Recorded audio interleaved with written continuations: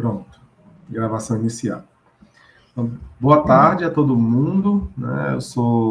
Me chamo Samuel Lima, ou Samuel Anderson, sou professor aqui da UFRN.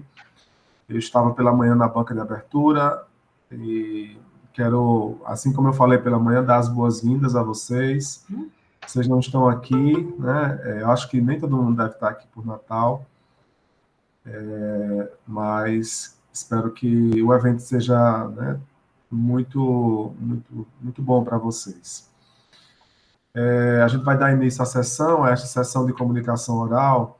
Temos hoje quatro trabalhos inscritos, e o primeiro tem como título Proposta Terminográfica para o Tratamento Editorial de Textos, que será apresentado por Mirela Ballester. Mirela, com você. Você tem 15 minutos para fazer a sua apresentação. Certo, obrigada. Vou compartilhar aqui minha tela.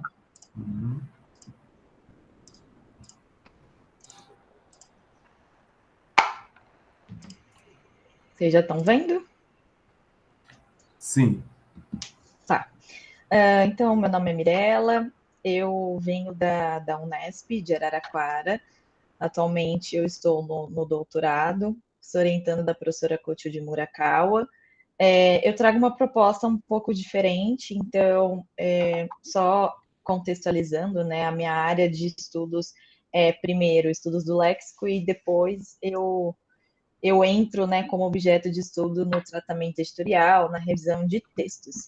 Então, hoje eu vou falar um pouquinho sobre essa pesquisa, e eu intitulei a minha apresentação como proposta terminográfica para o tratamento editorial de textos. Então, eu vou explicar um pouquinho esses conceitos, né, esses termos.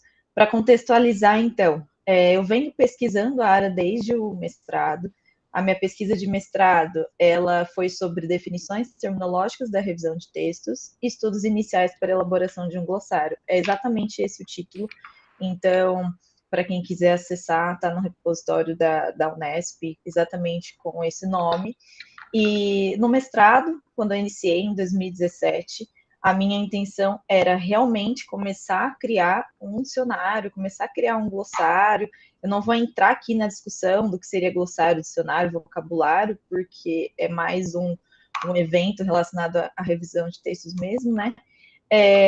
E aí a minha intenção era começar esses estudos por uma necessidade de especialistas da área, de pesquisadores, professores que sentiam a falta, né, de uma obra de referência que fosse uma obra lexicográfica, né, mais especificamente uma obra terminográfica. Então, dentro dos estudos do léxico, a gente tem pouca gente sabe, né, então eu vou contextualizar mesmo, assim, os conceitos para todo mundo entender. Então, a gente tem os estudos do léxico, dentro dos estudos do léxico, o estudo da palavra e do termo. Então, a minha área é mais voltada para a terminologia, né? E aí, como a gente considera a revisão de textos um domínio de especialidade, eu trato da terminologia para construir definições terminológicas, e não definições que a gente encontraria em um dicionário de língua geral, por exemplo. Essa pesquisa, ela surge, então, dessa motivação, né, de especialistas, e eu já vinha revisando textos na graduação. E aí, depois de uma disciplina que eu fiz na graduação, né, eu tive esse privilégio aí de estudar na UFSCar, então eu tive aula com a professora Luciana Salazar, e foi aí que eu conheci a revisão de textos, né, e eu vi que eram poucas as obras que tratavam dessa questão da revisão com base científica, principalmente levando em consideração as definições, né? A gente tinha muita confusão aí, muitas definições diferentes que acabava atrapalhando a profissão. E aí eu dei continuidade a essa pesquisa, né? Como o mestrado é muito rápido, eu comecei essa pesquisa exatamente do zero, então busca de corpos, né? Nos estudos do léxico, a gente trata com muitas ferramentas semi-automatizadas, então eu tive que recolher textos, fazer corpos, extrair termos, validar os termos. Então, a todo momento, a professora Luciana, ela estava como especialista do domínio. Mesmo eu sendo revisora, eu era primeiro a terminóloga e depois a revisora, né? Então, eu precisava de alguém de fora, que ela era quem validava tudo que eu buscava e tudo que eu apresentava como resultado. E aí, no doutorado, eu expandi isso. Além da revisão de textos, que ainda tinha muita coisa para fazer, a gente chegou nas definições, né? Por isso que eu coloquei aqui as definições. A gente não chegou no glossário pronto.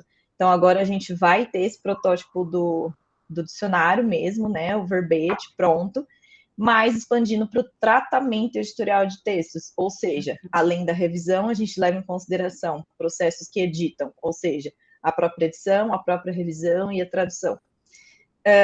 Então, a teoria, né, além da terminologia, além da terminografia, a gente leva em consideração todas as práticas do mercado. Então, as práticas editoriais, o que as pessoas falam, o que as pessoas fazem, às vezes dentro e fora das editoras, e a gente percebe que os termos variam. E se os termos variam, precisa levar em consideração o que está acontecendo, né, o funcionamento da área, e não prescrever só alguma coisa. Para chegar nesse dicionário, primeiro eu preciso entender o funcionamento. A abordagem discursiva do texto, devido mesmo essa fundamentação, né, que eu carrego desde esse conhecimento que eu carrego desde a graduação, né, não olhar só a revisão como uma mera etapa e também não como uma etapa só finalizadora ou só gramatical, né? Então eu levo em consideração toda a história do livro.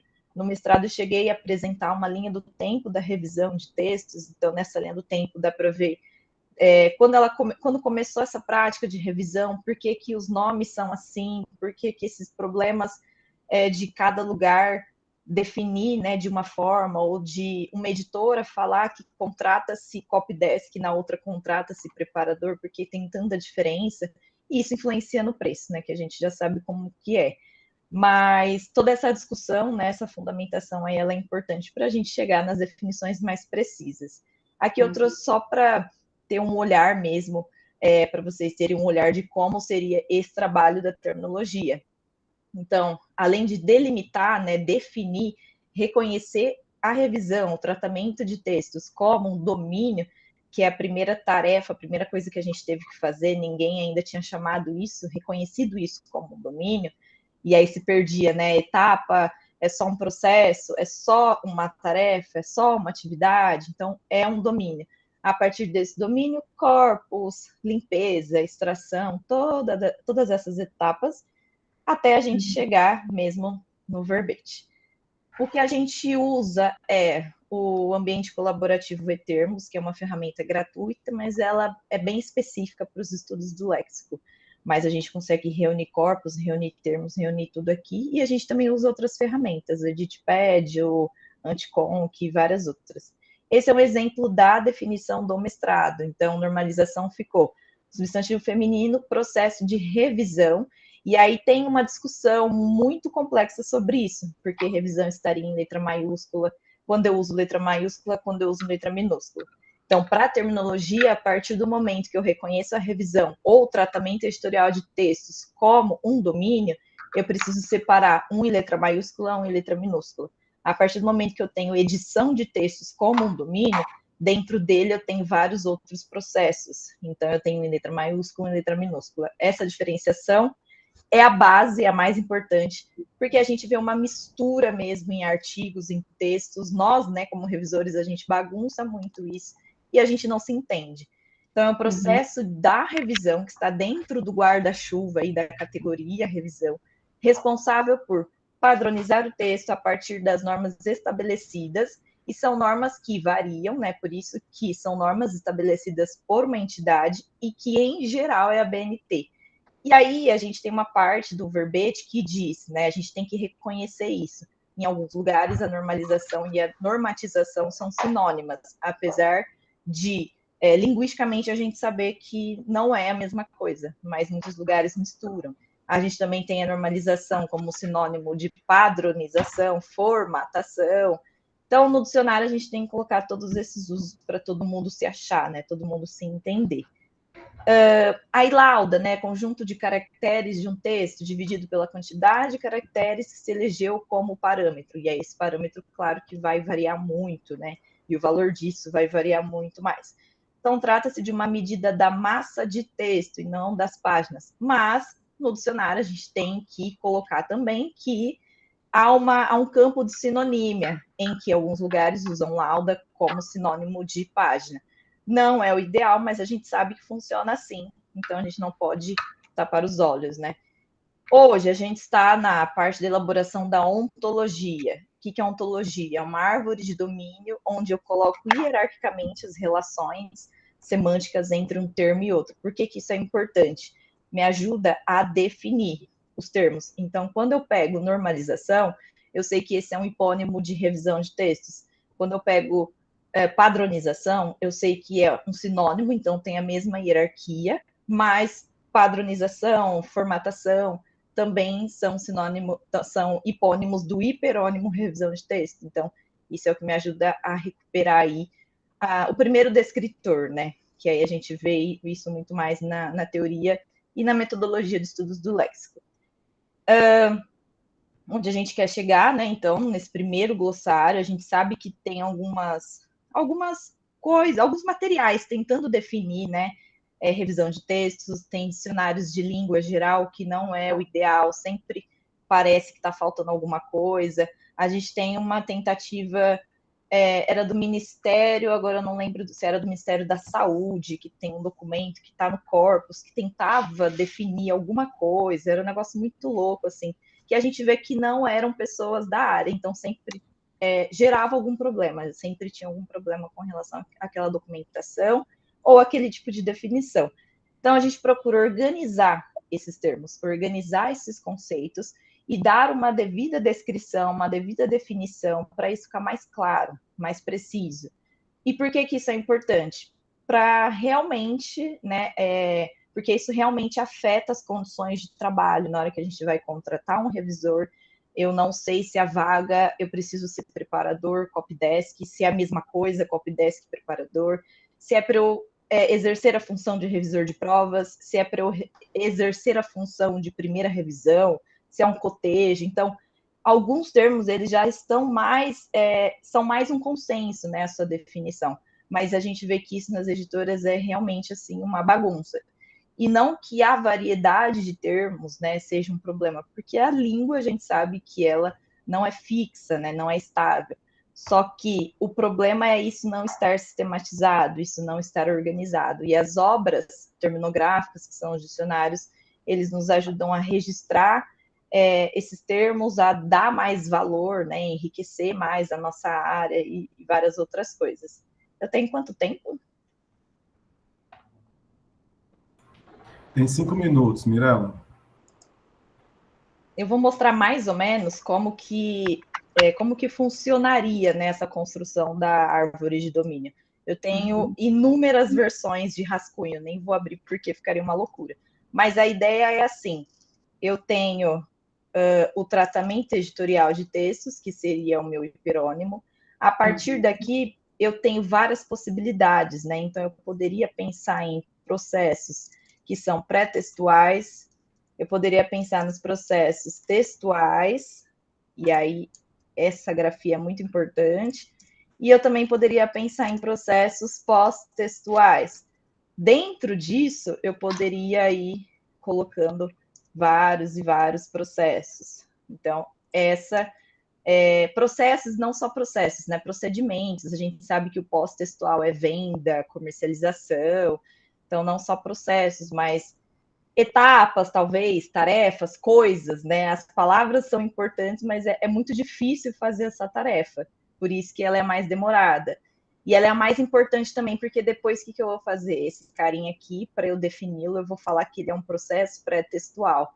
Então, aqui, por exemplo, se eu tenho a revisão, eu vou falar que a revisão é um processo.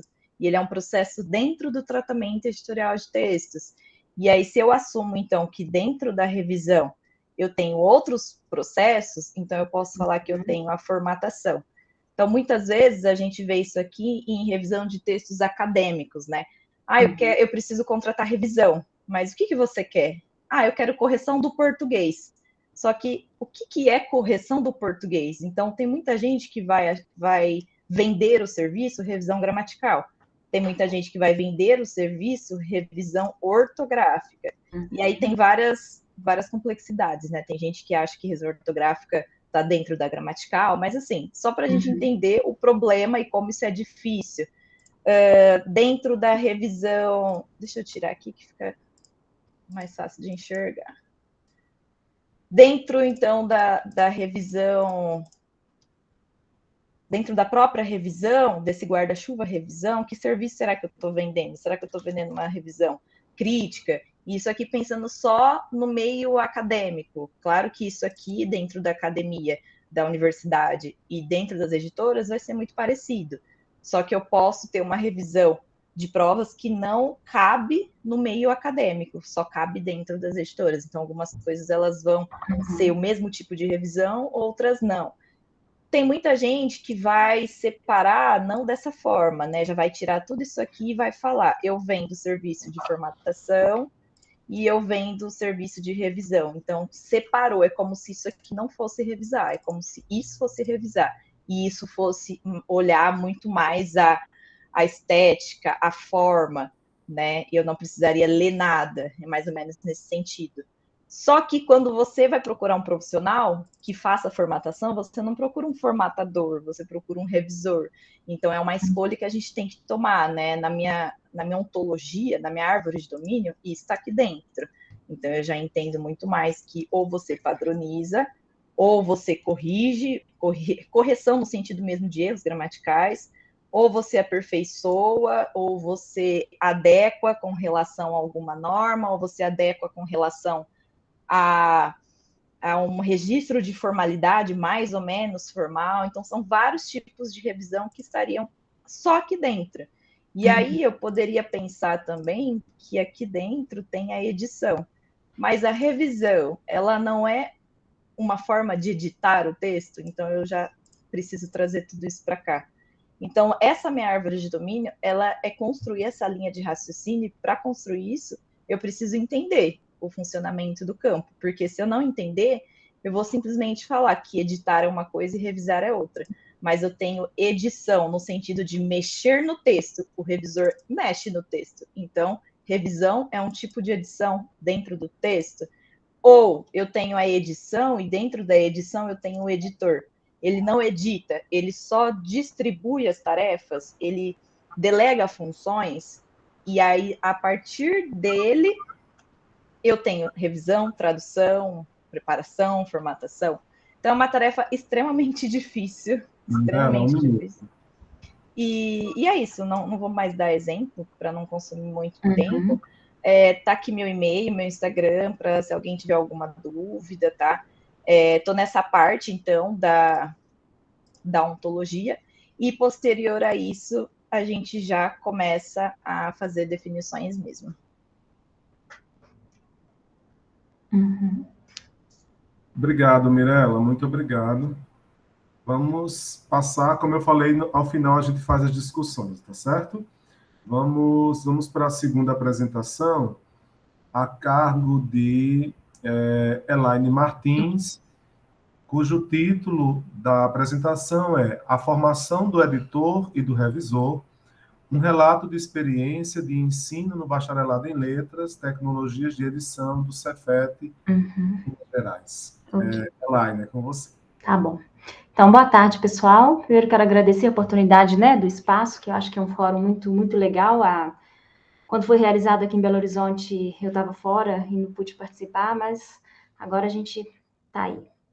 E aí, o meu texto, né, eu preparei aqui um esquema de um texto que não é bem assim uma apresentação de uma pesquisa como a Mirela fez, mas é um relato de experiência, né? Eu sou professora no Departamento de Linguagem e Tecnologia aqui do Cefet, e tenho trabalhado no ensino médio e na graduação em letras, com disciplinas da área de edição, revisão e a interface entre edição e literatura. Então, eu vim trazer um pouquinho dessa, né, eu tenho trabalhado há 2 anos já com uma disciplina que é Oficina de Edição e Revisão de Textos, e aí eu vim trazer um pouco de como nós, professores, podemos trabalhar essa questão da formação do editor e do revisor. Então, eu já começo o meu texto dizendo que o profissional do texto atravessa uma problematização terminológica na área de edição, que aí é o trabalho da Mirela, né? Coincidentemente, ela trouxe aí ela está aí dentro desse emaranhado de termos, né? Que envolve uma certa indiscernibilidade das designações e das práticas de redatores, copydesks, preparadores, revisores e editores. Então, além da confusão terminológica, a gente tem também uma confusão das funções, das tarefas, né? Então, a formação acadêmica desses profissionais e os seus ofícios surgem como um desafio no cenário contemporâneo. E a criação do Fórum Nacional de Revisores, que está já em sua 5ª edição, é, de certa forma, uma resposta a esse desafio. O artigo O Mercado Profissional e a Formação em Edição, né, de autoria do colega José Muniz Júnior, que estava na mesa de mais cedo, ele vai problematizar o tema a partir da pergunta: quem deve formar os editores? O termo editor, amplio eu, pode ser lido como um guarda-chuva que abarca os profissionais do texto, da revisão e da edição. Então, quem deve formar esses profissionais?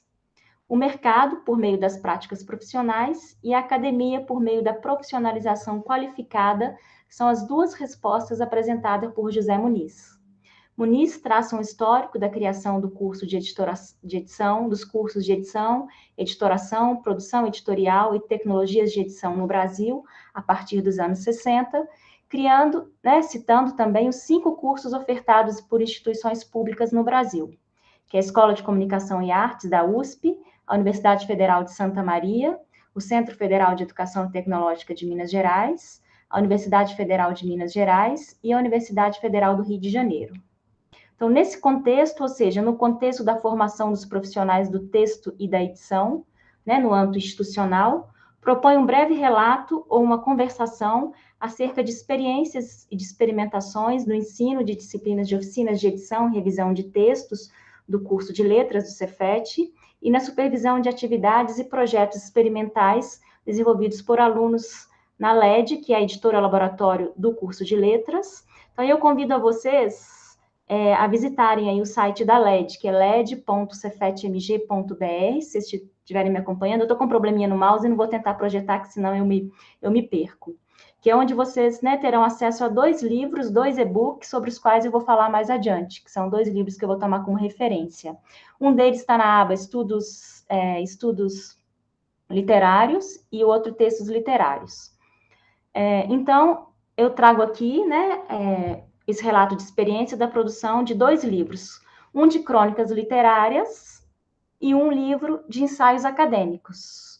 Empreendidos nessas experimentações foram feitas em 2021, ainda no contexto do ensino remoto emergencial, em virtude da pandemia do Covid-19, por alunos do 7º período de letras. Então, esses alunos, eles desenvolveram esses dois textos, esses 2 livros, nesse contexto, né, das disciplinas. Então, eu penso sempre, né, na potência da transmissão de saberes e práticas, quando essas práticas são realizadas em condições reais de produção. Ou seja, quando propomos aos nossos alunos a criação de produtos editoriais que integram o nosso catálogo. Como que, né, conectando saberes e práticas, para usar o tema do fórum, trabalhei nos 2 últimos essas disciplinas em articulação com projetos editoriais da editora Laboratório, com a disciplina de processos de edição 1 ofertada pelo professor José Muniz. Então, era uma mesma turma trabalhando com 2 disciplinas, né?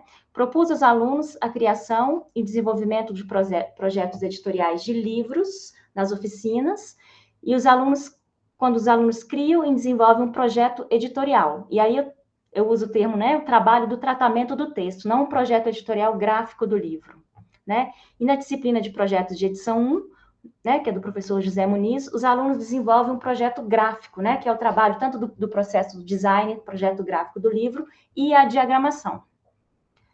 Os alunos são protagonistas, eles são os profissionais que trabalham na construção dos livros sob a supervisão nossa de professores, né?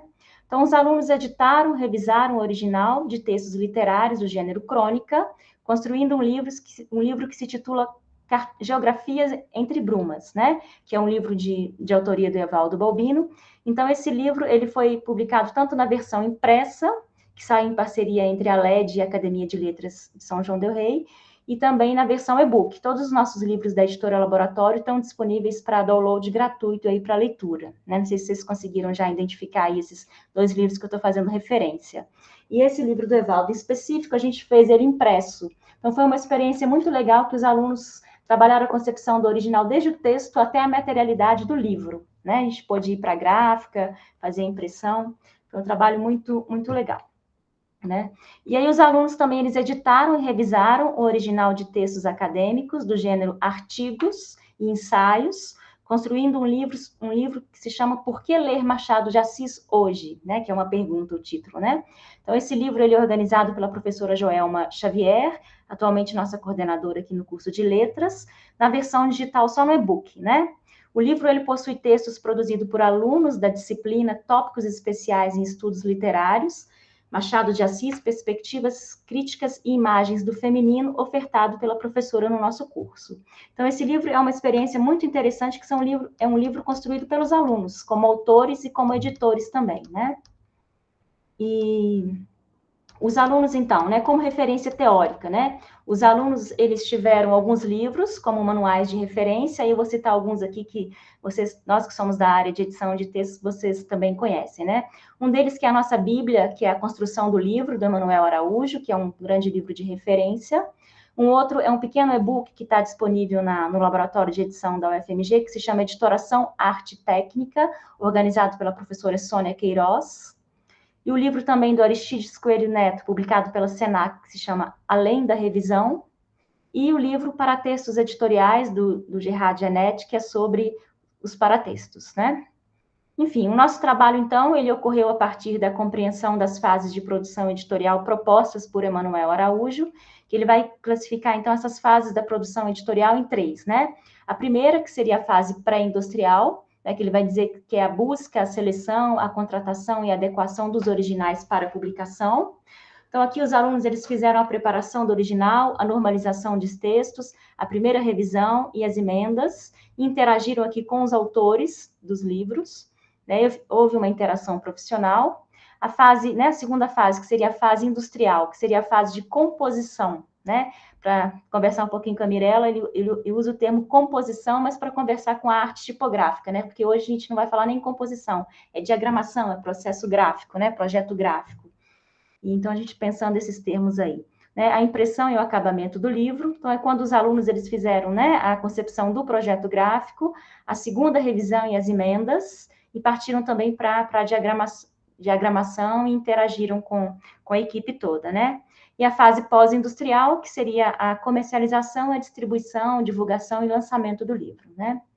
Então, ressalto que aqui na fase pré-industrial, que é a primeira dessa editoração, a organização do trabalho de texto implica a participação de 4 profissionais básicos: o editor de texto, o preparador de originais, o revisor e o diagramador.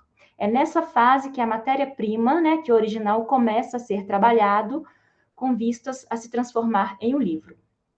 Os 2 originais dos livros, né, Cartografia entre Brumas e Por que Ler Machado de Assis Hoje, foram apresentados aos grupos de alunos em arquivo Word aberto. Os alunos desenvolveram os trabalhos do projeto editorial, do tratamento, né, edição e revisão dos textos, nas disciplinas de oficinas, e os trabalhos do projeto gráfico na disciplina de processo de edição. Então, o mesmo grupo ficou responsável, trabalhou com o mesmo livro nas 2 disciplinas. Então, os alunos trabalharam com a concepção do livro desde o original até o produto da mesma forma, né? E aí, eles também puderam se interagir, né, entre os autores. Então, nesse processo, né, os alunos, eles desenvolveram, então, tarefas, realizaram o trabalho do original, eles passaram a ocupar os lugares mesmo de profissionais do texto, de profissionais da edição. Eles trabalharam como editores, eles passaram por todas as fases. Eles montaram um projeto editorial do livro, com textos e paratextos, pensando também na anatomia do livro, na interação com os autores. Um dos livros teve ilustrações, então eles também trabalharam com a questão né, da interação com os ilustradores. Eles trabalharam como preparadores de originais, já que eles trabalharam a normalização do texto, e como revisores, eles fizeram a primeira e a segunda revisão dos textos, interagindo com os autores para a realização das emendas. Né? Então, como revisores de provas, eles fizeram a revisão da prova gráfica em interação com os diagramadores e com os autores, e, por fim, eles voltam a trabalhar como editores também, porque eles providenciaram também a obtenção do ISBN, da ficha catalográfica, e produziram releases e participaram das lives de lançamento, né? Então, nesses processos, os alunos trabalharam ainda as noções de retextualização, acionando os repertórios acerca das leituras de referências, né? Tem um livrinho chamado Retextualização de Gêneros Escritos, da professora Regina Peret, que eles trabalharam com essa noção, e o próprio texto do Marcuse, que é a produção textual.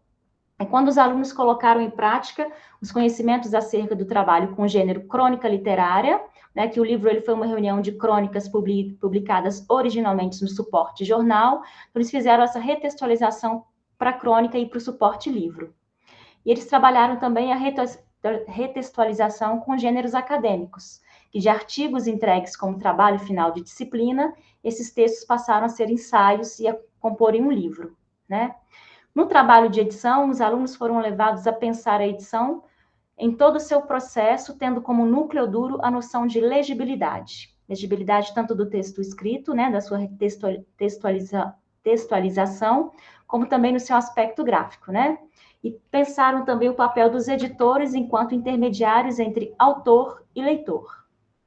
E nesse trabalho de revisão de textos, né, os alunos trabalharam com a noção de revisão textual para além da revisão linguística, contemplando as 4 modalidades de revisão que didaticamente são trabalhadas por Sueli Coelho e Leandra Antunes no artigo que se chama Revisão Textual para além da revisão linguística, que elas vão trabalhar quatro modalidades de revisão de texto, né, que a Mirella acho que deve trabalhar isso um pouco na árvore que ela vem desenvolvendo aí, que é a revisão linguística propriamente dita, né, que se refere a questões ortográficas e gramaticais, a revisão gráfica, que trata das questões relacionadas com a apresentação e com a composição visual do material, a revisão normalizadora, que ajusta os textos a normas bibliográficas e editoriais, e a revisão temática, que vai verificar a propriedade e a consistência das formulações de um texto em função de um determinado sistema de conhecimento, ou seja, em função de um certo domínio discursivo.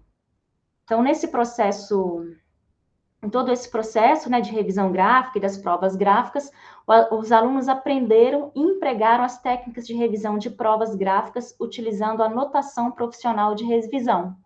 E perceberam que os sinais de revisão, eles não estão ultrapassados.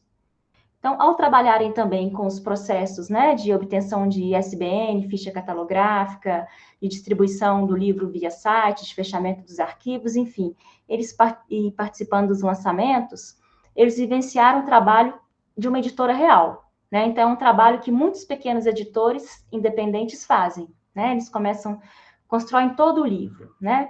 Então, os alunos, eles traçaram, né, um percurso teórico-prático, que no âmbito desses projetos de livros da editora Laboratório, contribuíram para a sua formação nos ofícios relacionados à edição e para a aquisição de experiência editorial e a formação de portfólios individuais e coletivos.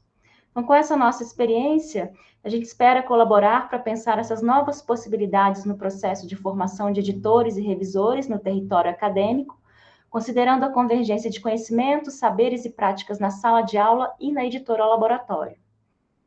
Então, seria só esse pequeno relato. Eu estou com problema no mouse e não vou conseguir projetar para vocês os livros, mas eu peço que vocês visitem aí o site da led.cefetmg.br e deem conheçam o nosso catálogo, são todos livros produzidos por alunos, e esses livros estão aí disponíveis para poder baixar. Né, como o tempo são só 15 minutos, não entrei em detalhes também de como os alunos trabalharam, né, o que é editar um texto literário, o que é editar um texto acadêmico-científico, que aí são questões mais específicas, né? Mas eu fico por aqui. Obrigado, Elaine. Já entrei aqui no site e depois a gente conversa na época da discussão, no momento da discussão. Vamos então para a nossa terceira apresentação da tarde. O título é A Revisão de Texto Colaborativa no Ensino Médio, aprimorando a competência escritora. A revisão do texto colaborativo no ensino médio, aprimorando a competência escritora. E será apresentado por Estefânia Mendes. Estefânia. Boa tarde, pessoal. Boa tarde. Primeiramente, eu já gostaria de pedir desculpas pela minha voz. Uma gripe terrível me pegou. Então, assim, a garganta tá péssima, a voz tá mais fanha que o normal. Eu vou compartilhar com vocês aqui a tela da minha apresentação, tá? Ok. E seu vídeo também não está funcionando, Estefânia? Ah, sim, tá desligado. Vou ligar, só um minutinho.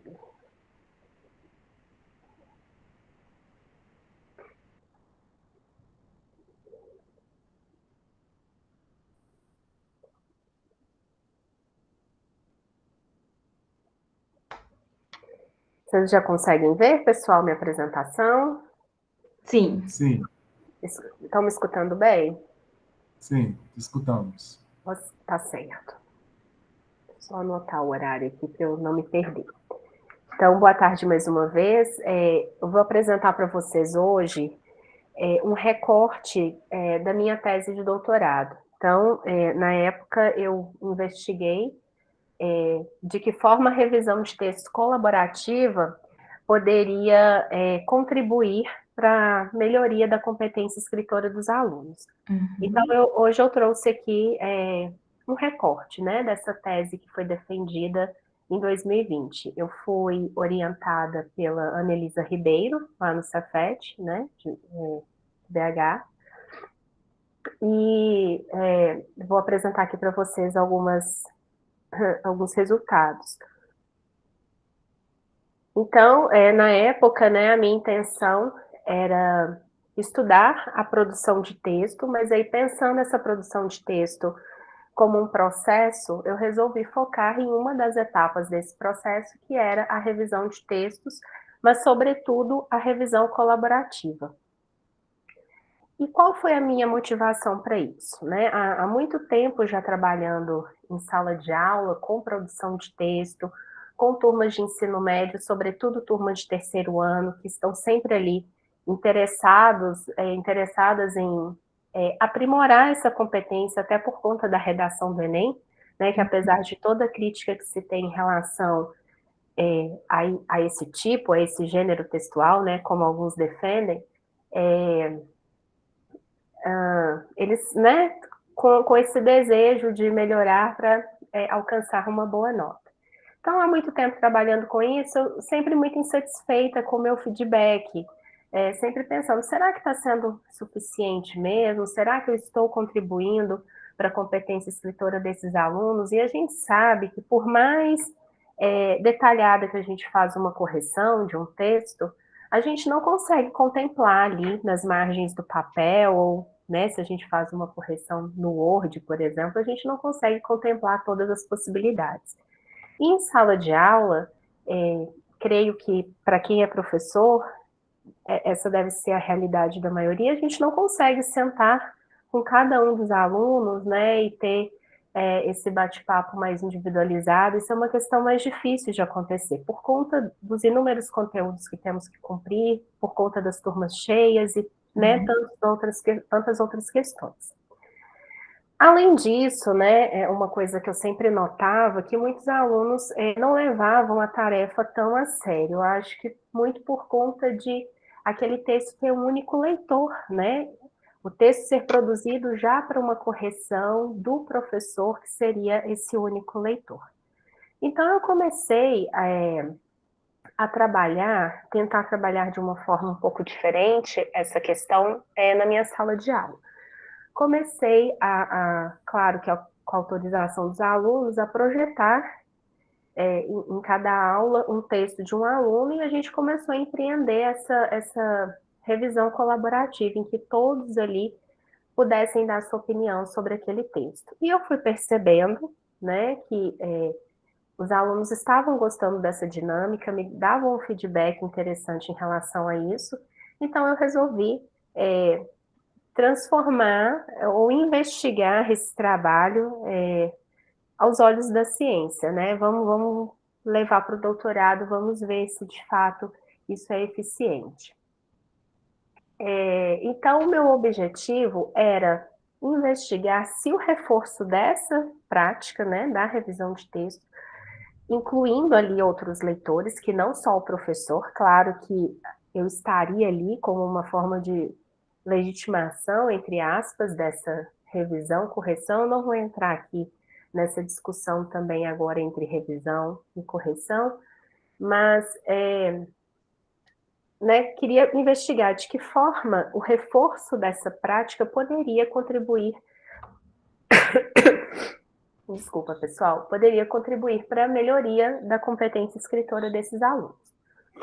E a minha hipótese era de que, né, me baseando em Cassani, ao ler como escritores, ou seja, os alunos não estariam lendo ali aquele texto projetado, aquele texto do colega, não como leitores, eles não estariam lendo para, por exemplo, extração de alguma informação, mas eles estariam lendo num movimento de quase que coautoria, né, de escritores também, de que forma eles escreveriam aquele texto, que mudanças eles poderiam empreender naquele texto. Então, essa leitura como escritores, a minha hipótese era de que, ao ler dessa forma, eles poderiam, sim, melhorar a competência escritora.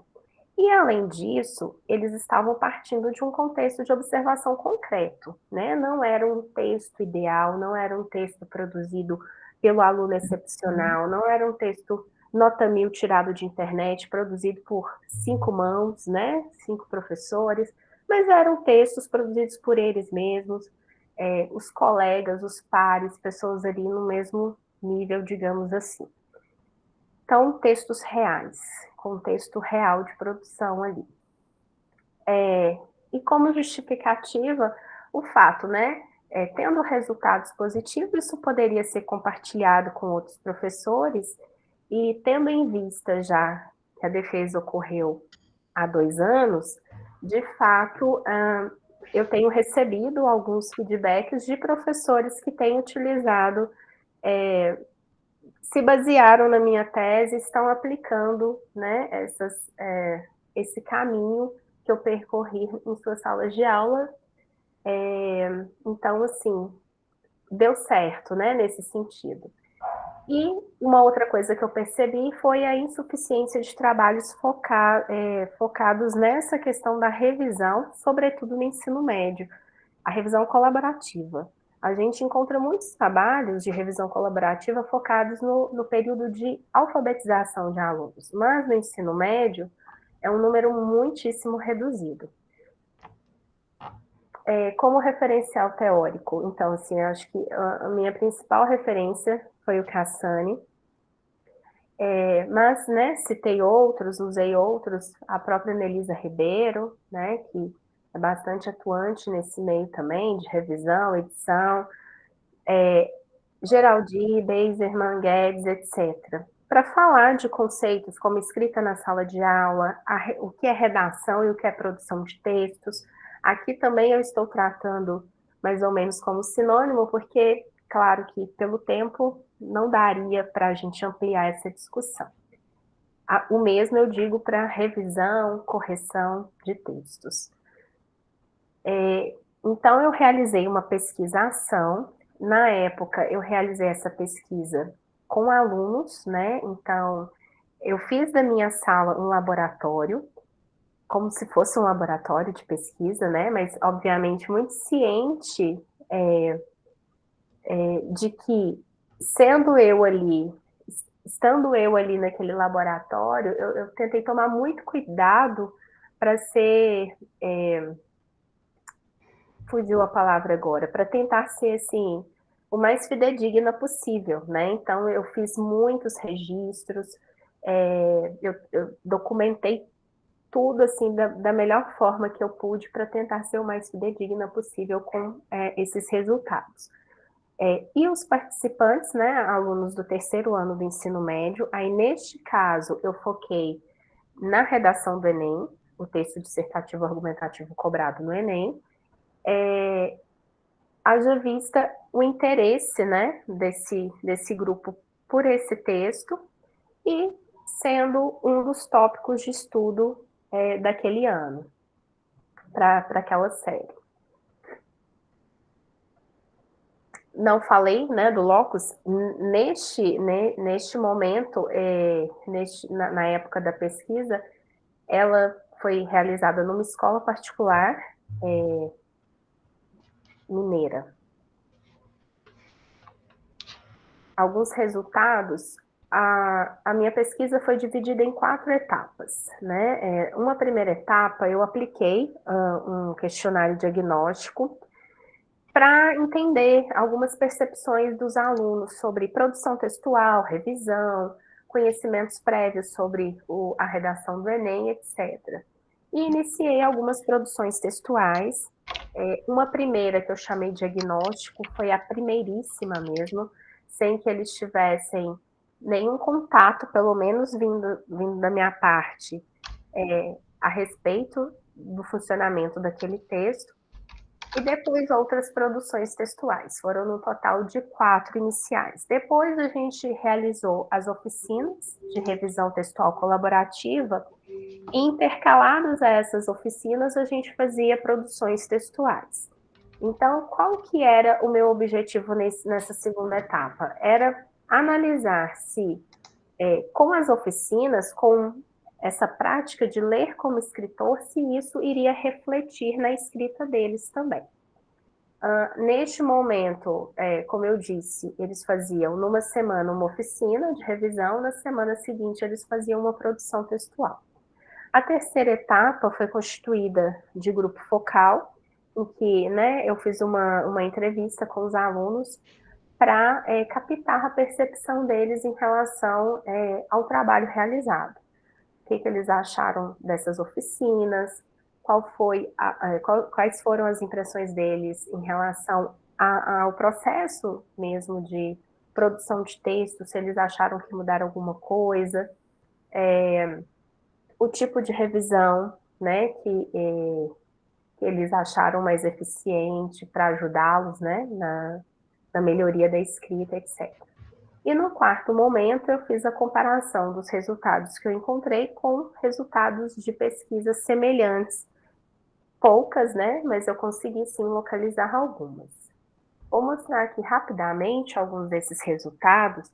Em relação ao questionário diagnóstico, peguei sim alguns pontos-chave para falar com vocês. Eram alunos que não liam com muita frequência, mas liam, né? Eles responderam que liam de vez em quando. Então, assim, não era uma turma que não lia nada, mas também que não tinha essa leitura frequente. Em relação à escrita, eles julgavam que era difícil escrever, a maioria, pela dificuldade de organizar as ideias no papel. Essa foi uma resposta muito recorrente. Em relação à redação do Enem, já tinham muitas informações, porém, muitas dessas desencontradas ou incoerentes ou incorretas de acordo com o contexto e com a matriz vigente na época. Enquanto à revisão de textos, a maioria disse revisar sim seus próprios textos. No entanto, essa revisão ficava muito restrita à conceituação, né? Ficou muito restrita à questão do erro, de caçar o erro ali no texto. Então, foram poucas as respostas que ampliaram essa noção de revisão, pensando no funcionamento do gênero, né? Pensando na questão da clareza, objetividade, etc. Em relação à produção de texto diagnóstico e as outras 3, que eu chamei de redações iniciais, a gente já percebe, na média desses alunos, uma melhora, né? Na diagnóstico, a média da turma foi 567, isso em 1.000, né? E sendo que a média das outras 3, 646. Mas isso ainda, para mim, não significava nada em termos de, eu posso afirmar que há uma melhoria da competência escritora? Não, ainda não. Havia um caminho ainda a ser percorrido aqui. Então, em relação à segunda etapa, que eu já comentei com vocês, né? Em relação à receptividade dos alunos, quanto às oficinas. No início, eles ficaram um pouco inibidos, assim.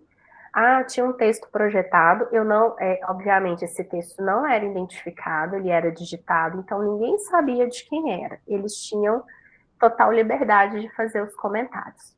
Na primeira, na segunda oficina, eles ficavam mais acanhados. Mas eu acho que depois eles foram se sentindo tão à vontade que tinha hora que eles até entravam em conflito, assim, né? Um defendendo uma coisa, o outro não. Então, foi muito interessante esse processo das oficinas. Os critérios analisados, nós ficamos focados na matriz, né, do Enem. Então, eu treinei os instruir em relação àquela matriz de referência da redação. Foi interessante notar que não ocorreram tantas discrepâncias em relação à nota que eu dava e à nota que eles atribuíam a essas redações. Eu esqueci de mencionar que eu sempre... Cinco? Um minuto? Um minuto? Tá bom. Eu esqueci de mencionar que havia uma professora que fazia correção em pares comigo, né, para ficar mais próximo ali do contexto do Enem. Foi interessante notar que as notas que eles atribuíam não discrepavam tanto. Um caso ou outro, um caso de tangenciamento, por exemplo, que nós demos tangenciamento, eles não perceberam de imediato tangenciamento, que foi o mais significativo, assim, em termos de discrepância. E eles empreendiam mais a revisão interativa. Interessante isso, eu penso até que foi por conta da minha instrução, de tentar expor da maneira mais clara possível as intervenções para os colegas. Então, eles não ficaram focados só na questão resolutiva, por exemplo. Aqui a gente vê já uma melhora entre as primeiras produções e aquelas que foram feitas durante as oficinas, né? Então, a nota aumentou sim um pouquinho. No grupo focal, eles viram como positivas as oficinas, julgaram como melhor estratégia para a melhoria deles essa revisão colaborativa. Eles gostaram muito por conta da socialização, a possibilidade de troca de experiências, mas reforçaram a importância da minha correção também. E aí eu penso que para eles isso é como se fosse uma legitimidade, né, da correção daquele texto. Então, apontaram as duas como as melhores estratégias. E a percepção da importância da revisão e da autorrevisão ficou muito claro também nas respostas que eles deram nesse grupo focal. Quanto aos trabalhos que eu consegui coletar, os meus resultados coincidiram com 3. Eu coletei 6 trabalhos, então com 3 a gente percebeu a melhoria dessa competência escritora. E, por fim, só para encerrar aqui, de forma geral, a gente percebeu sim, né, que esses alunos tiveram uma melhoria. A gente, obviamente, mensura isso muito quantitativamente, mas pelos depoimentos, por outras questões, outros trabalhos desenvolvidos paralelos a esse, que focava na redação do Enem, deu para perceber essa melhoria da competência escritora sim, tá certo? Então, eu fico por aqui, depois a gente conversa mais. Obrigada. Obrigado, Stefânia. A nossa última apresentação é de Ana Cláudia Mendes de Menezes, mas pelas pessoas que entraram na sala, eu imagino que a Ana Cláudia ainda não tem entrado. Então, possivelmente ela não faltou, né? Uma ausente na apresentação do trabalho. Por essa razão, vamos agora abrir para os comentários sobre os 3 trabalhos apresentados. A gente tinha mais algumas pessoas, as pessoas foram saindo, eu não sei se por conta da lista que eu já tinha divulgado, e aí as pessoas assinam e saem, mas é uma pena. Temos pelo menos mais 3 pessoas, né, ouvintes, Diogo, Marjorie e Sara, que permanecem na sala, e a gente agradece. É muito comum irmos aos eventos e às vezes apresentamos para quem está apresentando também. Tem que ter público e às vezes é meio frustrante. Mas vamos abrir, quem quiser fazer comentários, questões, essa é a nossa oportunidade.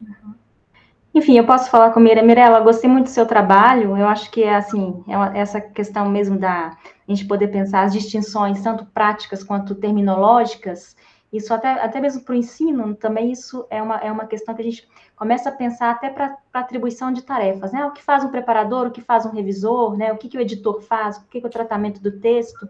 Acho que o seu trabalho vai ser muito rico para nós que trabalhamos com edição, com ensino, porque existem ainda poucos textos que trabalham, que pontuam essa indistinção terminológica. Então, acho que você disse que você pretende fazer um vocabulário, um vocabulário, um glossário. É um glossário. Uhum. Muito legal. A ideia é disponibilizar online mesmo, Certo. em algum site, né, para Uhum. facilitar. Não é nada que eu queira transformar em livro e ser Sim. pago e tudo mais, né? A ideia é Uhum. realmente disponibilizar em forma de um dicionário para o máximo de pessoas conseguirem acessar mesmo. Sim. Nós temos na editora Laboratório, que vocês viram aí, a gente está começando uma coleção editorial que se chama Selos Labep. É uma coleção que é com livros na área de edição. De repente, depois a gente pode conversar, quando o seu trabalho ficar pronto, você pode submeter para a gente tentar publicar bacana. né? Porque a LED tem feito isso, né? Assim, ela é relativamente nova. O nosso curso ele já tem 10 anos. A gente está fazendo uma reformulação do PPC agora. Mas essa experiência que a gente tem da editora Laboratório, enquanto lugar de experimentação e de criação dos alunos, de colocar em prática, né, a questão, né, que eles conhecem teoricamente, eu acho que é uma vivência muito importante. Então, eles vão vivenciar essas tarefas. E só aproveitando que eu estou com a fala, a Stefania, então, ela fez, né, doutorado no pós-ling, e ela está trabalhando com essa noção aí, né, da produção de texto com os alunos do médio. E aí eu penso na questão, assim, vamos dizer assim, a revisão profissional, no contexto de ensino-aprendizagem de sala de aula, acho que ela não pode ser chamada de revisão mesmo profissional. Eu acho que a Mirella pode nos ajudar um pouquinho a pensar essas distinções, né? Porque no ensino-aprendizagem, nesse contexto, a revisão, ela não é uma revisão profissional. Né? Quando ela é profissional, é quando o texto ele tem uma finalidade de circular, né, da publicação. Então, é um tratamento diferente de um tratamento na sala de aula. Mas eu compreendi bem quando a Stefania disse que essa questão da revisão para atender as competências, né, escritoras, é esse desenvolvimento mesmo de desenvolver as habilidades de escrita dos alunos. Mas aí é uma questão para a Mirella colocar aí a revisão em sala de aula ou não, se é revisão profissional, enfim, para a gente pensar um pouco, né? Porque a gente tem na LED um selo também, né, que se chama selo barulho, porque nós temos o curso de graduação e nós damos aula para o médio. Então, os professores propõem trabalho de produção de textos com alunos no médio e eles são transformados em livro. Se vocês entrarem em selo barulho, vocês vão ver alguns textos. Eu já supervisionei alguns alunos da Letras fazendo a edição desses textos produzidos pelos alunos. Então, assim, a revisão dos alunos da Letras é uma revisão profissional porque ela está preparando, fazendo o tratamento do texto para circular em livro. Né? A gente vai pensar, assim, os termos da revisão. Então, eu acho que, assim, que as comunicações acho que conversaram bem, assim, para pensar esse lugar, não sei. Vou ficar por aqui. Eu posso falar, aproveitando o comentário da Elaine? Pode, Stefania. Pode sim, pode falar. Inclusive, tem uma parte da tese que eu vou trabalhar sobre essa distinção. Eu faço essa separação, né, entre a revisão do campo editorial, profissional, e o que eu estou chamando de revisão em sala de aula. Então, eu vou diferenciar da correção, porque geralmente a correção é voltada assim, olha, isso está certo, isso está errado, eu te entrego, você tirou tantos pontos e pronto, fica por isso mesmo. Muitas vezes nem se empreende um processo de reescrita, por exemplo, né, na maioria dos contextos. Então, a nossa intenção, ao chamar de revisão, é contribuir, de fato, para a melhoria daquele texto, para que ele possa ser objeto de trabalho do autor novamente. Né? E não simplesmente só apontar falhas, por exemplo, e aquilo não ser mais, entre aspas, mexido. Então, mas eu faço uma discussão mais ampla disso em um dos capítulos, porque, inclusive, essa área da revisão me interessa muito também. Eu fiz a revisão fiz a pós em revisão na PUC, e trabalho muito, hoje menos um pouco, porque hoje eu sou professora na UFV, então eu tenho menos tempo, mas eu já trabalhei bastante também nesse campo, né, da revisão, mais voltado para o acadêmico, e sempre achei interessante esse diálogo com a aula. Entender essa interação, né, do escolar diferente da correção. Mirella, você queria falar alguma coisa? Eu queria comentar essa questão da terminologia mesmo, né?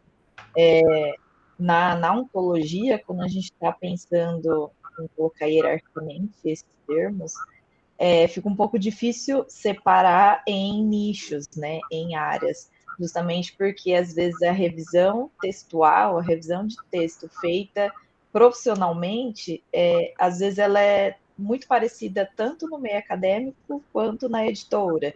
Só que na editora a gente tem mais etapas, a gente tem profissionais diferentes, então a gente tem alguns processos diferentes. Mas quando a gente vê na escola, é como se fossem nichos diferentes, né? Revisão de textos dentro da publicidade. Então, o que a pessoa vai fazer? Basicamente as mesmas coisas. Ela vai, como que eu posso falar? Pegar, né, ali usar as mesmas habilidades, né, que ela usaria em um texto acadêmico, só que o gênero muda, né, o meio de circulação muda, o objetivo muda, mas é como se o processo fosse muito parecido. E aí, claro que a gente está falando sempre do profissional. E aí o não profissional, que seria um exercício em sala de aula, eu até entendo como revisão de texto também, só que com essa mudança de não ser profissional e ser como se fosse um exercício, né, que envolveria tanto a própria autocorreção do aluno, quanto a própria autorrevisão, e também a própria reescrita, né? Então, é um processo de revisão textual, não profissional, mas ativando habilidades também diferentes, porque a gente não vai reescrever nada para o livro ser publicado, a gente não vai. Às vezes eu posso reescrever algo da campanha, um slogan que não está dando certo, um post no Instagram que não está atendendo o objetivo, mas é o mesmo processo, só que com algumas coisas, né, algumas diretrizes diferentes ali, porque são alunos, então tem a idade, tem o objetivo que seria nota e não seria, vamos imaginar, que é uma carta ou uma redação para o vestibular. É mais aquela simulação, né? Então, acho que é quase a mesma coisa, mas muda-se estratégias. O que a gente tenta fazer na LED com esse projeto do Selo Barulho é os alunos produzirem, sabendo que os textos que eles vão produzir vão ser publicados, vão entrar em circulação. Então, é um contexto diferente de você fazer uma redação e ser uma nota. Exatamente. Né? A aula promete. Redação Enem é um gênero específico que você só vai usar na sua vida. Para fazer Enem, você não vai usar em nenhum outro lugar. Né? E a sua autorrevisão, na verdade, está seguindo parâmetros de avaliação, né? Não está seguindo outras coisas. Mas eu vou perguntar vou divergir, só uma pergunta de divergência. Mas o resultado desses dois processos, né? A gente está falando de lugares diferentes. É um profissional que eu estou entendendo como mercadológico, né? Que vai ser, mesmo que não haja vendagem, mas é mercadológico, e um outro dentro do escopo da educação, né? Dentro da sala de aula. Mas o processo de ensino-aprendizagem, de ensino das estratégias para a revisão, não são os mesmos? Não sei se vocês estão me entendendo em relação ao resultado, porque se o aluno... É claro que o Enem é um gênero diferente, mas vamos pensar no caso, Elaine, que você cita do livro lá do Selo Barulho. Né? São textos que serão publicados no livro. Sim. Né? Mas o professor em sala de aula ele também pode ensinar o aluno para escrever mesmo que não seja para um livro, mas que o resultado seja o mesmo, né? Em relação à revisão, em relação a aprender como executar determinadas estratégias da produção textual. Não seria aprender isso? Autorrevisão, né? Tem muita cara de autorrevisão e ensinar o aluno, ajudar o aluno a fazer essa autorrevisão, essa autocrítica, não sei. Porque o papel do revisor, existe deixa eu falar, existe uma questão, inclusive na primeira fala hoje do rapaz que estava fazendo a apresentação, fala daquela relação entre revisor e autor, que nem sempre é uma relação amistosa. Né? Por quê? Porque o revisor, ele propõe, né? Ele pode mostrar, em determinados aspectos, um problema de cunho ortográfico, gramatical, e aí esse é uma coisa, há uma infração da lei, na gramática. Mas existem outras questões na revisão, que é a proposta de melhorias, talvez, de algum vocábulo, não, vamos trocar esse vocábulo por outro, e aí, nisso acontece esses atritos entre o revisor e o autor, não é assim? Sim. Fala, Elaine. Não, ok. Não, na questão, assim, dos textos produzidos pelos alunos do ensino médio, é claro que para trabalhar esses temas, né, no caso, esses livros são mais produzidos em turmas de segundo ano, porque os gêneros estão mais abertos, né? Então, é claro, o conteúdo ali, né, o conteúdo, né, linguístico, ele é dado, as habilidades são desenvolvidas, são dadas, são avaliadas, como em qualquer curso, né? Mas só o fato de o aluno saber que o texto vai ser publicado é uma relação diferente até da própria produção. Né? Só, a gente vai publicar em livro, você vai ser autor, ou seja, ele já se coloca como autor desde o início. Até que a gente tem um pequeno conflito dos alunos autorizarem ou não a publicação. A gente está com o livro na gaveta porque os alunos não assinam. Né? Mas aí tem essa diferença. Então, a questão do ensino-aprendizagem, desenvolvimento das habilidades linguísticas, são trabalhadas na disciplina até para eles dominarem essa noção de gênero. Sim. Né? Mas aí entra numa segunda etapa, é quando esse original é recolhido, né? O professor sugere as alterações, enfim, a questão da disciplina, e esse original eles chegam para os alunos da letras, e aí vai ser um original como um original de um livro qualquer. E aí tem a questão das emendas, né, que os alunos da graduação, eles também propõem alterações, porque o revisor, ele vai trabalhar, né, de algumas frentes, então tem algumas questões que são inaceitáveis mesmo, né, a revisão, por exemplo, ortográfica, né, a revisão linguística, né, que aí entra a gramatical e a ortográfica, né, que na verdade não existe correção ortográfica. O orto já é escrita correta, ortografia é diferente de cacografia. Você vai trabalhar isso no seu glossário, Mirella? Mas, então, tem algumas questões que o revisor que ele tem que apontar como um problema mesmo, né? Que tem que ser corrigido. Outros são no âmbito da sugestão. Então, a questão, né? Até onde vai o autor, até onde não pode ir o autor, tem a questão do estilo, né? A gente tem até vamos dizer assim, uma piramidezinha, assim, quais são os textos que podem ser mais alterados e outros não, né? Ou seja, um texto, um poema, um texto literário, ali o estilo é muito maior que um texto científico ou informacional, que a linguagem é mais objetiva, né? Então, a gente tem que trabalhar todo o tempo a revisão com a questão do gênero mesmo, né? Conhecer do tema, para ter essa noção, assim, do quanto a gente pode interferir no texto, né? Em outro momento também, tanto o revisor quanto o editor, eles são coautores. O original que chega para ser trabalhado na editora, né? O que a editora faz? O que o editor faz? Ele pega um original, uma matéria bruta, e entrega para um leitor. Daí eu gosto muito de trabalhar com esse núcleo duro, que é a legibilidade, fazer com que aquele texto, aquele material, ele seja legível, tanto do ponto de vista linguístico, mas, sobretudo, do discurso gráfico também, né? Daí a revisão de provas, o revisor de provas, ele vai revisar ali a questão gráfica mesmo, né? Porque há uma ordem, né? Como diz Foucault, uma ordem do discurso, há ali no texto uma ordem do discurso gráfico também, né? Então, o revisor, ele trabalha em várias frentes. Retomando essa questão da educação, né? Eu concordo muito com essa visão de o resultado muda a relação com o texto, porque a partir do momento que a gente fala para o aluno, olha, sua redação vai concorrer para a melhor redação na TV e tal, né? É que aqui para o estado de São Paulo tem a EPTV, né? Então, a EPTV faz um concurso de redação. Então, é uma relação diferente que a gente se coloca com o nosso próprio texto. E a partir do momento que essa relação muda, o olhar e a forma de olhar para o texto, a forma de fazer essa autorrevisão, a autocrítica também muda.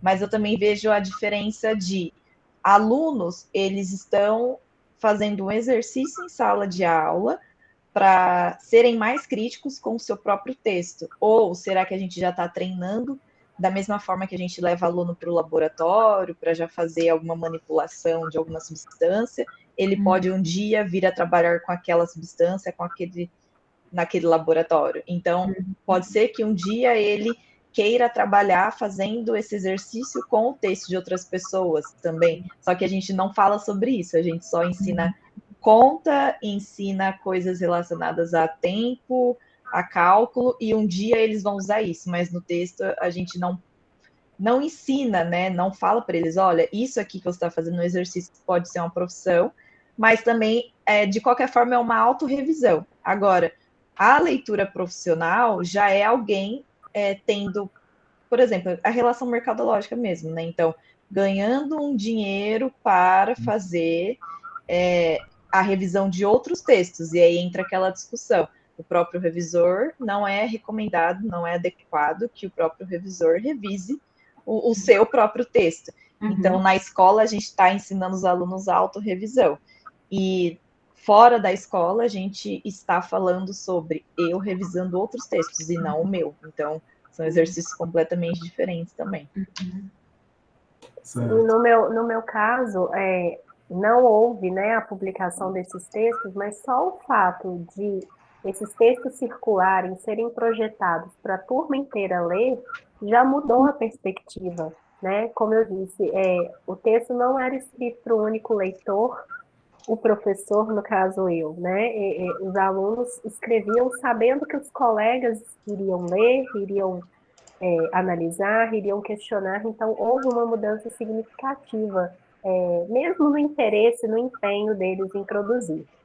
E o foco do trabalho foi na redação do Enem pelo interesse deles, né? Porque quem trabalha com terceiro ano sabe que eles pensam 99% do tempo nessa redação, mas inclusive na tese eu vou relatando trabalhos que eu fui fazendo ao longo desse caminho, até pensando na multimodalidade, nesse contato com outros gêneros, porque eu não acho que a redação deve ser um fim em si mesmo, né? A redação do Enem, porque a gente sabe que é engessado assim.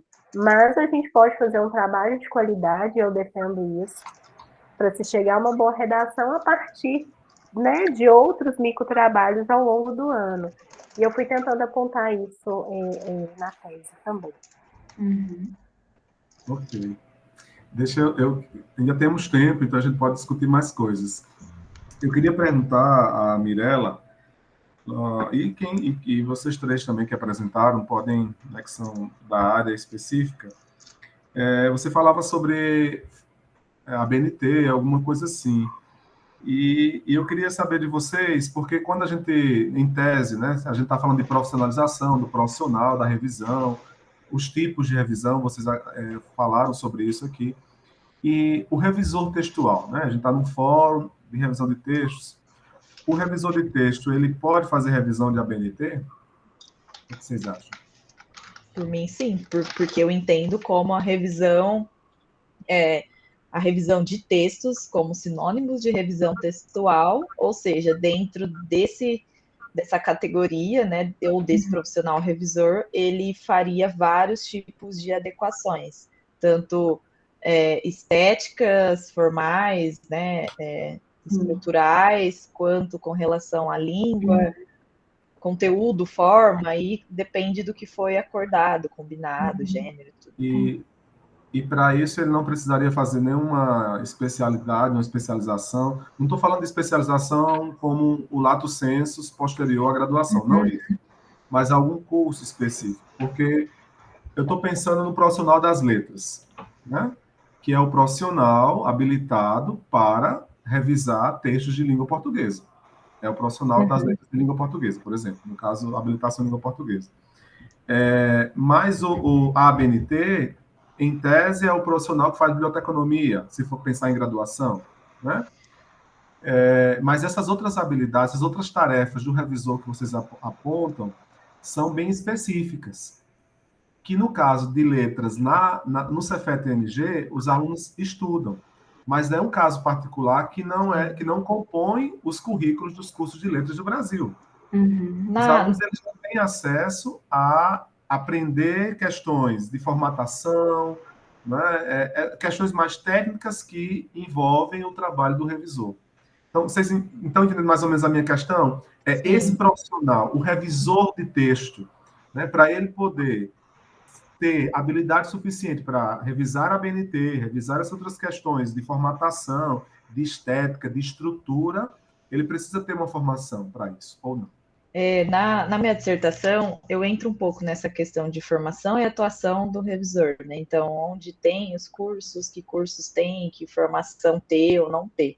E aí eu lembro que no último fórum, que foi em BH, eu lembro que também era uma discussão muito forte essa, porque eu lembro que tinha médico, assim, na plateia, nas palestras, tinha profissionais de todos os tipos, todas as áreas, que eles estavam ali querendo se especializar, querendo falar sobre o assunto, mas a gente tinha que ter muito cuidado na hora de subir ali, né, fazer uma palestra, uma apresentação e falar, tem que ser formado em letras, porque sempre tinha alguém ali, o público, que era revisor de textos há muitos anos, conceituado e que estava procurando especialização. Então, assim, o que eu fui percebendo ao longo de 10 anos que eu estou pesquisando isso, é que e levando em consideração todas essas práticas, né, e eventos e tudo mais, é que o ideal é ter essa formação. E eu não sou formada em letras, eu sou formada em linguística. E o profissional de letras não sabe que existe linguística. Então, aí também é mais grave do que a gente pensa. Então, se as pessoas não sabem que existe linguística, por exemplo, tem uma falha na própria formação da letras, que o pessoal não sabe muito o que é o outro curso. E eu tive disciplina de revisão.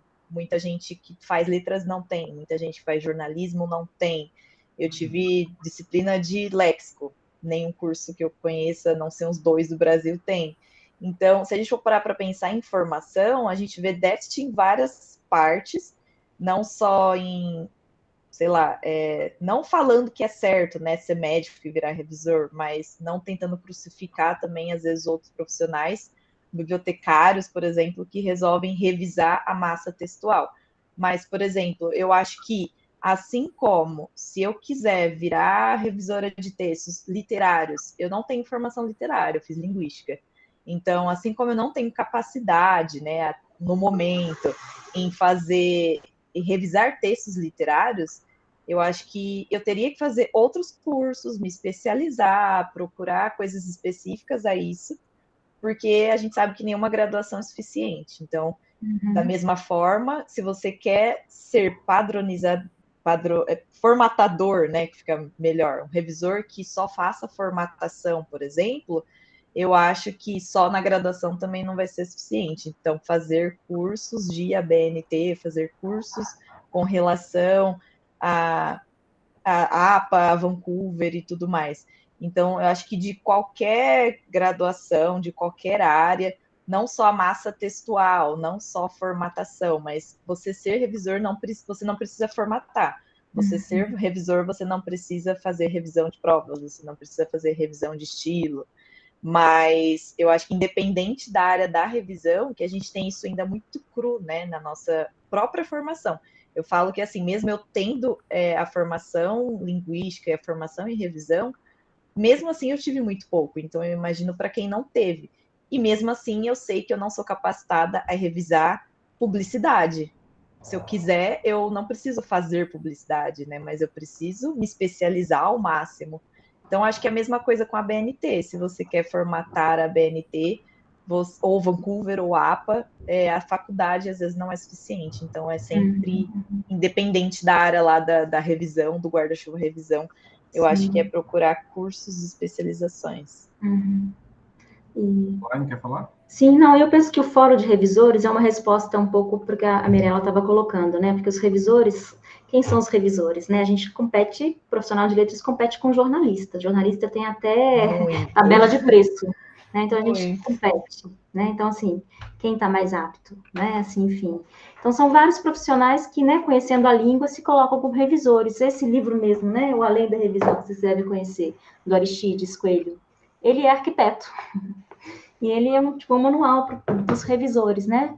Então, enfim, então é uma questão que eu acho que o fórum de revisores, ele vem para fortalecer esse lugar, né? Para unir uma comunidade que estava dispersa e para ter uma valorização, uma autovalorização, né? Quantos colegas já não foram, corrige isso aqui para mim, faz esse file, tipo assim, como se não fosse trabalho, né? Dá uma olhadinha, né? Como se não fosse trabalho, né? E a revisão, então, ela vai além, porque tem o lugar comum de achar, o senso comum de que corrigir, que revisar é achar erro e limpar o texto. achar erro. Você faz uma revisão sem pontuar, então isso aí seria só a revisão ortográfica e gramatical, né? Assim, uma das modalidades, porque a gente vai ter a revisão normalizadora, que o Samuel perguntou, que assim, é conhecer as normas, sejam elas a APA, a Vancouver ou a ABNT, você tem que estar assim, pensando na legibilidade do texto, o suporte, a materialidade e quem é o público leitor, né? Revistas científicas na área de medicina ou na área de biologia, algumas é Vancouver, outras são APA. BNT não resolve, né? Então, são as nossas práticas, né? E aí a gente vê uma outra modalidade da revisão, que seria a revisão temática, que a gente vai pensar nos domínios discursivos. Eu tinha uma aluna aqui no curso de letras que ela era formada em Direito, fazia revisão, era especialista em fazer revisão de revistas da área jurídica, depois estava se formando em letras, acho que fez até doutorado no Cefet também na área, no pós-ling, na área de revisão. Então, assim, são essas especializações, porque quem lida com linguagem, quem lida com texto, está sempre em formação. Não tem como, né? Porque, e quem trabalha com edição e revisão, eu acho assim que é um lugar privilegiado, que nós lemos vários textos, várias áreas, né? É uma oportunidade de a gente ter contato com várias, né? Com vários conhecimentos. Imagina, acho que vocês citaram, né? Vocês que estão aí na Federal do Rio Grande do Norte, né, que vocês estão ligados à editora universitária, por exemplo, né? Então, a editora universitária também vamos dizer assim, um outro nicho que é da divulgação científica, que trabalha, né, que faz essa retextualização de textos, resultados de pesquisa, teses, dissertações ou pesquisas, e transforma em livro para atingir um outro público que não só o público específico, né? Então, precisa ter um olhar profissional. Então, acho que o Fórum de Revisores, ele vem para a gente poder reforçar a profissionalização desses profissionais, né? E complementando isso que você estava falando, às vezes o profissional de letras também acha que a revisão é só gramatical, e às vezes vem uma pessoa de fora que já se especializou o suficiente, já entendeu que não é bem assim. Então, assim, Mirella, eu particularmente acho que a gente tem que valorizar, levantar a bandeira mesmo, porque faz parte da nossa bagagem, né, estudar língua, é o nosso real objeto de trabalho. E muita gente fala, né, mas o médico é melhor para revisar do que eu. E no próprio fórum de 2019, né, que foi o último, no próprio fórum, os próprios médicos que estavam lá na palestra de abertura, eles falavam, muita gente me procura porque eu sei o léxico.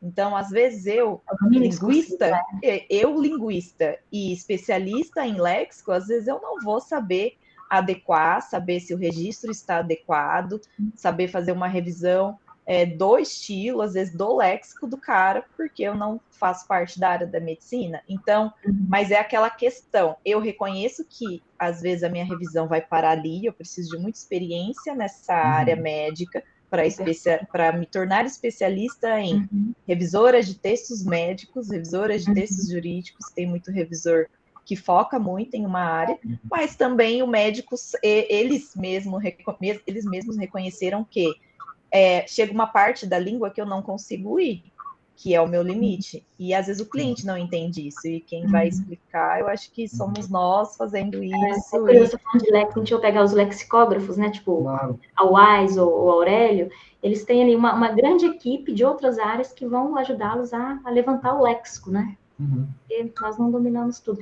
Aí, o Diogo está aqui, ele tá dizendo que ele é tradutor, né? Então a gente pensa que tradutor é uma outra espécie também que a gente pode trabalhar de coautoria, né? Um desses profissionais que também atuam aí no mercado.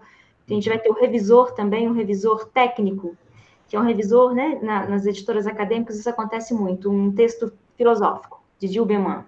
Então teve a primeira revisão, né? O primeiro revisor que fez a revisão do francês para o português, depois a gente tem um revisor técnico, que é um revisor que, além de conhecer a língua, ele conhece também aquele domínio discursivo, aquele teórico, aquela área. Então, assim, é uma outra revisão. Eu tô vendo algumas questões sobre isso na hora de elaborar o glossário, porque o revisor, tradutor, ele primeiro é revisor, ele primeiro é tradutor. Quando eu faço uma revisão de tradução, eu preciso ser tradutor ou eu preciso ser revisor, né? Também é uma questão bem emblemática. É verdade. A gente tem ainda 4 minutinhos para terminar, mas eu só queria também trazer uma nova... Não é nova, não. É uma questão assim, bem interessante. Vocês falaram aí dos médicos. Eu não estava presente e não estava lá em Minas Gerais, né, em Belo Horizonte. Mas é curioso que a gente não vai poder atuar como médico. A gente não vai poder atuar como médico. Você não vai poder dar uma receita, você não vai poder curar as pessoas. Mas é só uma divergência, só para a gente pensar, porque às vezes eu penso muito aqui a gente tem um instituto de línguas na universidade, e eu fui diretor desse instituto durante um tempo. E o instituto ele contribui para a formação dos licenciados. Então a gente tem as línguas inglês, francês, espanhol, e os alunos das licenciaturas eles atuam como professores desse instituto de línguas. E em inglês a gente tinha alguns alunos que não eram da licenciatura, eles eram de engenharia, de outros cursos e que acabavam sendo selecionados para dar aula. Aí uma coordenadora saiu, apareceu uma outra coordenadora, e essa outra coordenadora tinha uma posição bem diferente. E ela disse o seguinte: olha, eu só vou querer, para trabalhar aqui comigo, alunos que fazem licenciatura em inglês. Porque eles vão ser professores, vão ser formados como professores de inglês. Os que fazem engenharia, não. Então, se o meu aluno que faz inglês ele não vai poder ser engenheiro, então o que é engenheiro não vai poder ser professor de inglês aqui.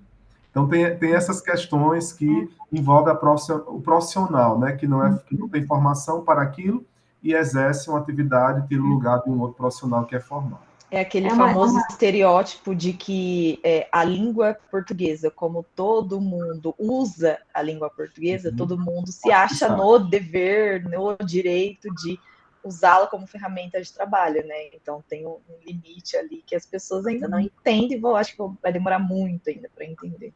Por exemplo, a tradução, né? Eu fiz FISC, eu fiz CAA, vou virar tradutor, né? Isso desvaloriza bastante também. Sim. É uma questão política, é um gesto político, né? Isso, né? A gente tentar... Nós colocamos enquanto profissionais, enquanto comunidade, né? Enquanto pares nesse lugar.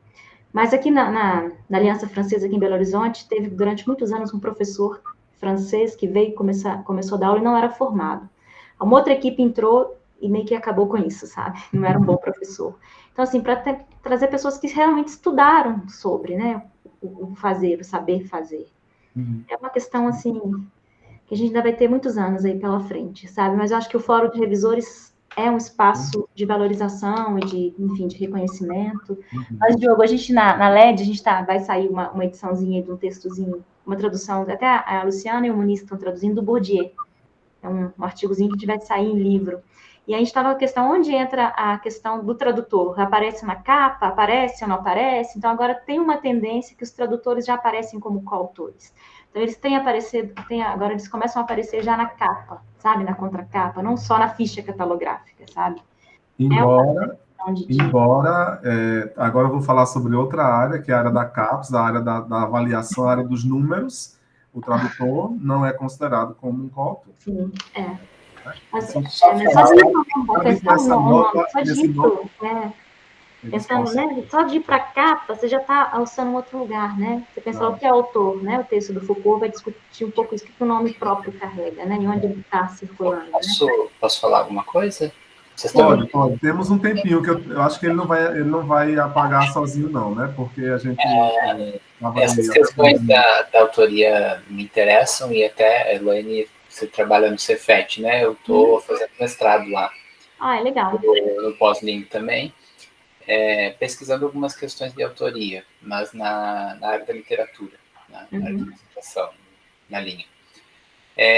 E eu trabalho como revisor de texto, como eu já falei, eu tô olhando para cá, a câmera está aqui, mas eu tenho duas telas, então está meio esquisito, né? Mas, enfim, vou tentar olhar para cá.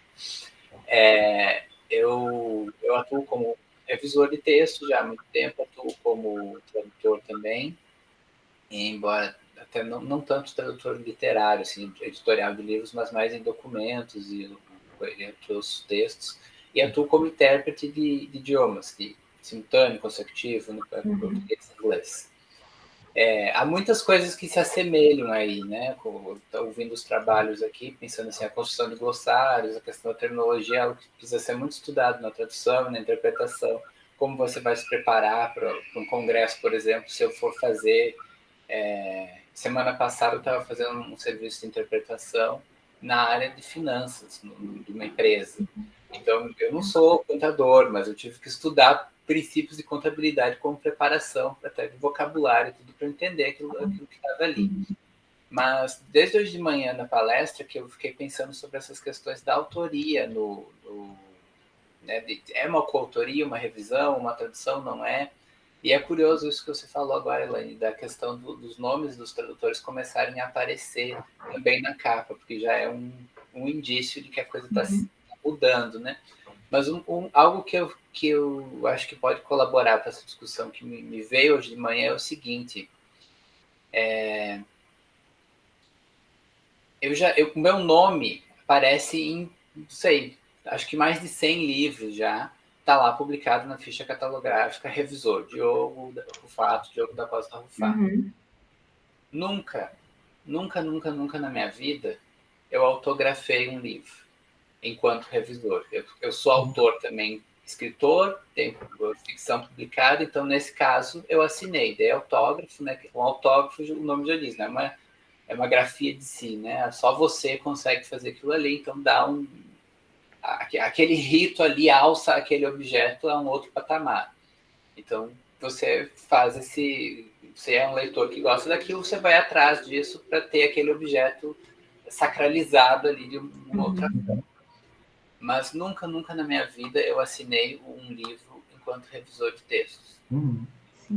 Nunca assinei também enquanto tradutor, mas já vi isso acontecer.